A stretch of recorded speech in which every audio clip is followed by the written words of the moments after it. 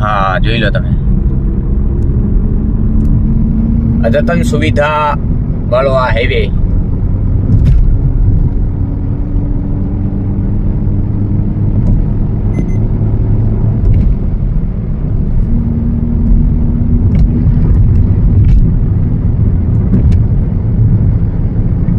કોઈ ટ્રાફિક નહીં. આનાથી વધારે બીજો કેવો વિકાસ જોઈએ?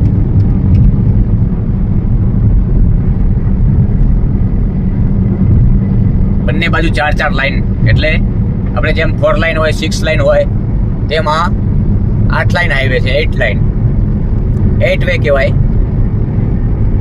દિલ્હીથી ડાયરેક્ટ મુંબઈ.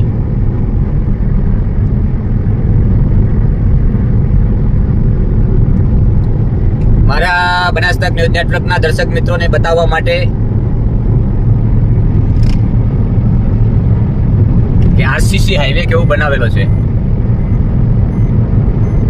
તમે કેટલી સ્પીડમાંથી જઈ રહ્યા છો તે પણ બતાવે છે વારંવાર આગળ. અને અહીંયા કોઈ ડામર બામર પાથરવામાં આવે નથી.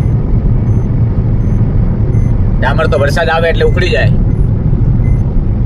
પણ આ આરસીસી હાઈવે બનાવેલો છે દિલ્હીથી મુંબઈ.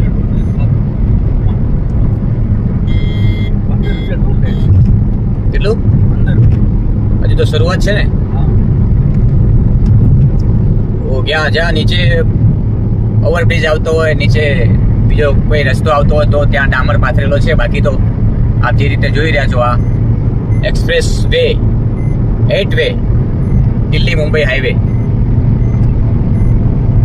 અમે ભરૂચથી આ હાઈવે પકડ્યો છે. આપ જોઈ રહ્યા છો 8 લાઈન બાજુ, 4 લાઈન બાજુમાં છે અને 4 લાઈન આ બાજુ છે.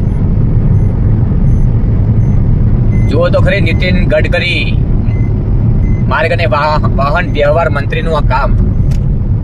જ્યારે કોઈ પણ હાઈવે, દેશના સૌથી લાંબા હાઈવે બને છે, ત્યારે સૌથી પહેલા ખુદ મંત્રી, માર્ગ અને પરિવહન મંત્રી નીતિન ગડકરી પોતે ટ્રાયલ રેલ લે છે અને પછી એ હાઈવેને મંજૂરી આપે છે. તો તમામ પ્રકારની સુવિધાઓ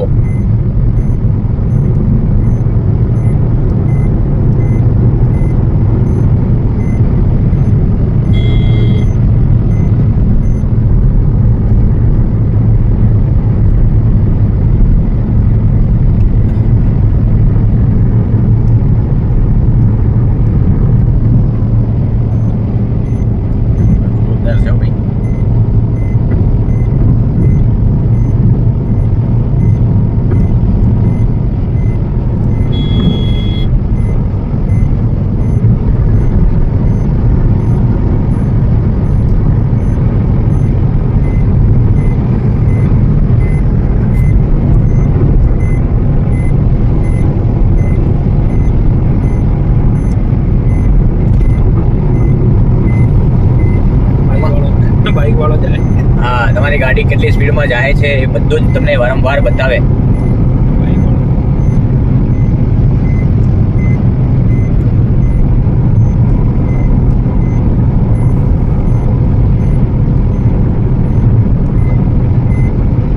કોઈ જ બાઇક કે રિક્ષા કંઈ જ નહીં.